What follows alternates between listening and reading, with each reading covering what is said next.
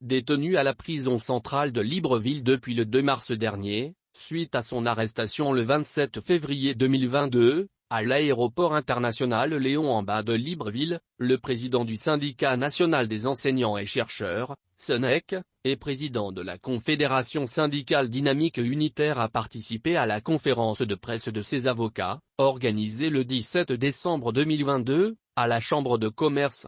Après 9 mois de silence et d'attente pour que ces conseils jouent pleinement leur rôle, Jean-Rémy Yama s'est permis, par la voix d'un membre de sa famille, de clarifier sa situation carcérale. Dans sa déclaration publiée intégralement ci-après, il assure être un prisonnier politique, victime d'un acharnement judiciaire sous l'instigation du pouvoir en place, sollicite la communauté internationale pour qu'elle mette sa famille à l'abri des représailles de ses bourreaux et aux institutionnels et personnes morales qu'elles lui viennent financièrement en aide pour mieux supporter sa traversée du désert, non sans promettre de ne décevoir personne à travers son combat pour la défense véritable des droits de l'homme, des libertés, des intérêts des travailleurs, des retraités et des citoyens. Lecture. Je suis heureux de la tenue de cette conférence de presse qui est un moment important pour moi, car il permet de clarifier ma situation carcérale qui atteindra, dis-moi le 2 janvier 2023. Je remercie mes avocats qui se battent sans relâche pour ma libération, et surtout pour l'application stricte de la loi sans aucune autre considération sociale, politique ou religieuse. Il est clairement établi que je suis un prisonnier politique et non un prisonnier de droit commun. Faut-il qu'à la veille de chaque élection présidentielle, je sois toujours persécuté? Un an avant les élections présidentielles du mois d'août 2016, la cabale contre moi avait déjà été déclenchée. En 2015, on m'a accusé d'avoir détourné 3 milliards de francs CFA destinés à la viabilisation du terrain des enseignants. La brigade financière de la police judiciaire et la Cour des comptes m'ont auditionné et mené leurs enquêtes.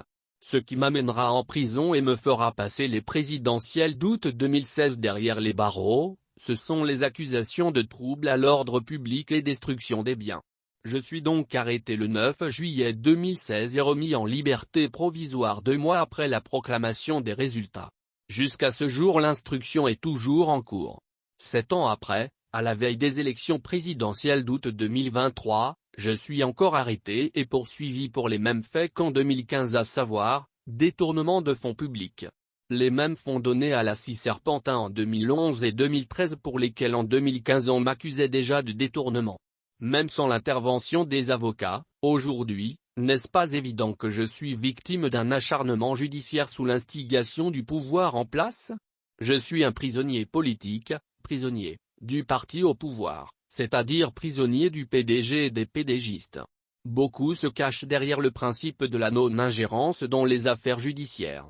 Maintenant qu'il est clairement établi que les raisons de mon incarcération sont politiques et non judiciaires, qu'allez-vous faire, vous qui êtes ma famille biologique, la tribu de ma mère Bassomba et alliés, la tribu de mon père Boudzing et alliés, la tribu de mon grand-père maternel, Magamba et alliés, la tribu de mon grand-père paternel Ambundou et alliés, ma famille d'alliance, Mohanda, Champingo, et Setra, ma famille professionnelle et syndicale, les défenseurs des droits de l'homme OSC, religieux, diplomates.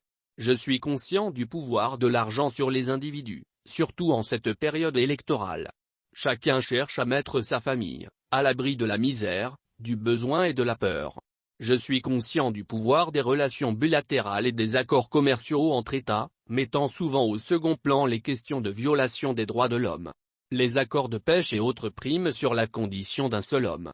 Je sollicite néanmoins de la communauté internationale, qu'elle mette ma famille à l'abri des représailles de mes bourreaux car à présent je peux affirmer qu'ils sont déterminés à me faire mal, très mal. J'interpelle les hommes de Dieu sur leur responsabilité dans les dérives que nous observons. Vous savez à qui vous rendez compte. Si le pouvoir me persécute et si la persécution s'intensifie à la veille de chaque élection présidentielle, c'est à cause de mon combat, pour la défense véritable des droits de l'homme, des libertés, des intérêts des travailleurs, des retraités et des citoyens.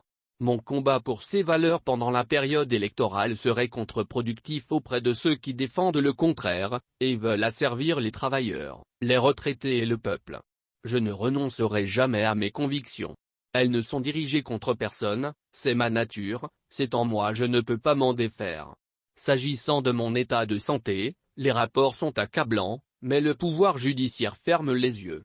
Il est clair que le procureur de la République, le juge d'instruction et leurs commanditaires espèrent que mon état de santé se détériore pendant ma détention. Que dire de ma radiation qui est intervenue une semaine après mon incarcération? Je suis incarcéré le 2 mars 2022 et le 25 mars suivant j'étais radié des effectifs de la fonction publique. Lorsqu'on saisit le Premier ministre à 2 reprises par voie d'huissier de justice les 1er et 11 avril 2022, c'est le silence total.